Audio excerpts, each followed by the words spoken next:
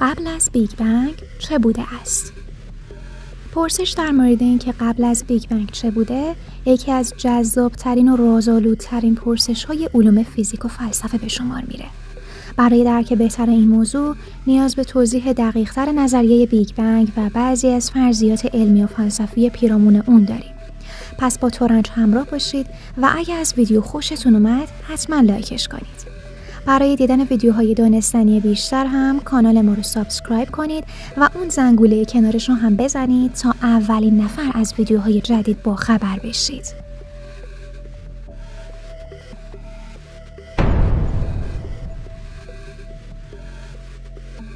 بیگ بنگ چیست؟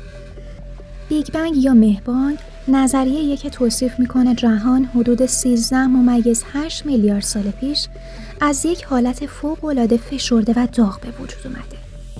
در این لحظه آغازین تمام ماده و انرژی جهان توی یک نقطه بسیار کوچیک و بی‌نهایت چگال جمع شده بودن.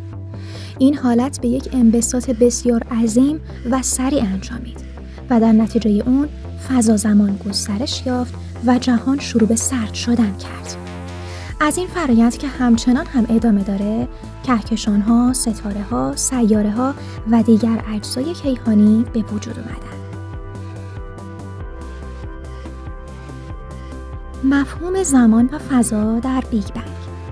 یکی از مسائل کلیدی اینه که زمان و فضا خودشون در لحظه بیگ بنگ شکل گرفتن. این به این معنیه که ایده قبل از بیگ بنگ در چارچوب فیزیک کلاسیک بی‌معنیه. چون زمان پیش از این رویداد وجود نداشته. همونطور که نمیتونیم از شمالی ترین نقطه کره زمین به سمت شمال حرکت کنیم، نمیتونیم به عقب‌تر از بیگ بنگ هم در زمان برگردیم. این مفهوم تفسیری ناشی از نظریه نسبیت عام اینشتین هست. با این حال چند نظریه مهم درباره وضعیت جهان پیش از بیگ بنگ ارائه شده. نظریه جهان‌های موازی یا مولتیورس. این نظریه مطرح میکنه که جهان ما تنها یکی از جهان‌هایی که در یک چند جهانی یا مولتیورس وجود دارند. در این چارچوب هر جهان میتونه قوانین فیزیکی و شرایط آغازین متفاوتی داشته باشه. یکی از سناریوهای پیشنهادی اینه که بیگ بنگ ما ممکنه نتیجه برخورد یا برهمکنش بین دو جهان موازی دیگه باشه، یا شاید این چند جهانی یک حباب بیپایان از جهان هاست که پیوسته به وجود میان. نظریه چرخه‌ای یا سایکلیک یونیورس. بر اساس این نظریه جهان به طور مداوم از طریق چرخه‌های انبساط و انقباض در حال تکراره. در این مدل جهان از بیگ بنگ به وجود میاد، گسترش پیدا میکنه و بعد به مرور زمان منقبض میشه و به حالت اولیه برمیگرده. این چرخه‌های مکرر میتونن بی‌پایان باشن، به طوری که هر بیگ بنگ دوره‌ای جدید از تاریخ جهان رو آغاز میکنه. نظریه گرانش کوانتومی یا کوانتوم گراویتی. یکی از راه‌های بررسی قبل از بیگ بنگ از دیدگاه فیزیک کوانتومیه. در اینجا نظریه‌هایی مثل گرانش کوانتومی حلقوی یا لوپ کوانتوم گراویتی مطرح میشه. این نظریه میگه که فضا زمان در مقیاس‌های فوق‌العاده کوچک از حالت پیوسته خارج میشه و به یک ساختار دونه دونه تبدیل میشه. در این مدل بیگ بنگ ممکنه به جای یک نقطه آغاز به عنوان یک گذر از یک جهان قبلی عمل کنه که دچار انقباض شده و پس از رسیدن به نقطه بسیار متلاکم دوباره شروع به انبساط کرده. نظریه جهان از هیچ یا A Universe from Nothing. برخی فیزیکدانان مثل لارنس کراوس معتقدند که جهان میتونه از هیچ به وجود اومده باشه.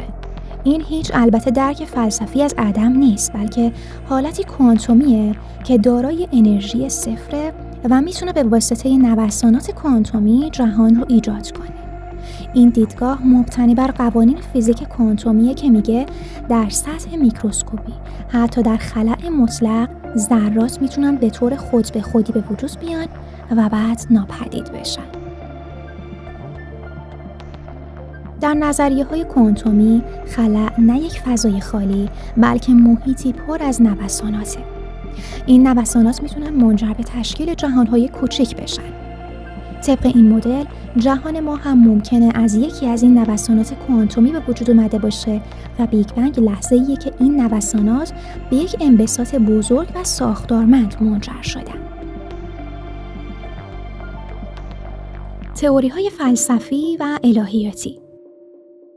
از نظر فلسفی و دینی، برخی مکاتب معتقدند که جهان به واسطه یک قدرت یا وجود فراتر از قوانین فیزیکی به وجود اومده. برای مثال، ادیان مختلف جهان رو نتیجه آفرینش یک خالق میدونن. این دیدگاه‌ها اغلب به ما میگن که بیگ بنگ یک آغاز الهی بوده و سوال از قبل از بیگ بنگ به قدرت و اراده یک خالق برمیگرده. جمع‌بندی. مسئله قبل از بیگ بنگ یک پرسش بسیار عمیق و پیچیده است. علم هنوز نمیتونه پاسخ قطعی به این سوال بده و نظریه‌های مختلف فقط فرضیاتی هستند که ممکنه با پیشرفت علم تغییر بکنن. آنچه مسلمه اینه که مفهوم قبل از بیگ بنگ با درک فعلی ما از فضا و زمان در هم تنیده و شاید برای پاسخ نهایی به این پرسش نیاز به نظریه‌های جدیدی در فیزیک داشته باشیم. در حال حاضر این پرسش همچنان یکی از اسرار بزرگ جهان باقی مونده و ذهن انسان رو به جستجو و تأمل بیشتر وامی داره.